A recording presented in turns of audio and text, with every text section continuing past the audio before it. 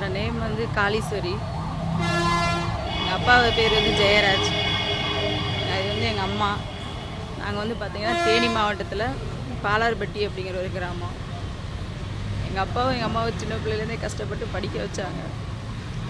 தம்பி வந்து போலீஸில் பிசியில் இருக்கான். ஃப்ரெண்டை பார்த்துட்டு வரும்போது ஆக்சிடெண்ட் ஆயிடுச்சு. அதில் வந்து பார்த்திங்கன்னா மூளை வந்துட்டு டெட் ஆயிடுச்சு, பிரெயின் டெட் ஆயிடுச்சு அப்படின்னு சொல்லி எங்களுக்கு ரிப்போர்ட் வந்துடுச்சு.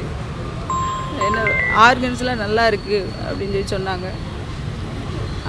என் தம்பினால் ஒரு 4-5 பேர் நல்லா இருக்கட்டும், அவங்க மூலியமாக வந்து என் தம்பி வாழட்டும் அப்படின்றதுக்காக உடல் உறுப்பு வந்து தானம் பண்ணியிருக்கோம். அப்பா எவ்வளோ பாசமாக தம்பி படிக்க வச்சுட்டு எவ்வளோ கஷ்டப்பட்டு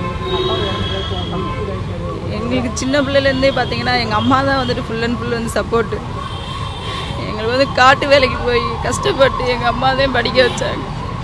நீ என் வாழ்க்கையில் என்ன செய்கிறியோ செய்யலை, படித்தாதான் வந்து நீ முன்னேற முடியும், படித்து ஒரு வேலைக்கு போயிரு, நீ வேலைக்கு போனால் தான் நம்ம கஷ்டம் தீரும்.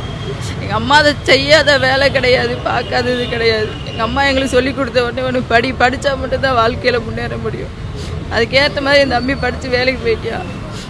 ஆனால் இப்போ ஆக்சிடென்ட்னால தான் எங்களை விட்டு அவன் இல்லை. இப்போ அவன் வந்து அந்த உடல் உறுப்பு தானம் பண்ணனால அவங்க அதால் யூஸ் ஆகுற எல்லாருமே நல்லா இருக்கட்டும்.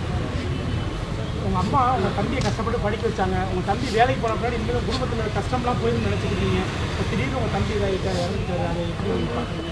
உங்கள் குடும்பத்துக்கு உங்கள் அம்மாவுக்கு ஆதரவு நிம்மதி யாரும் இருக்கீங்க?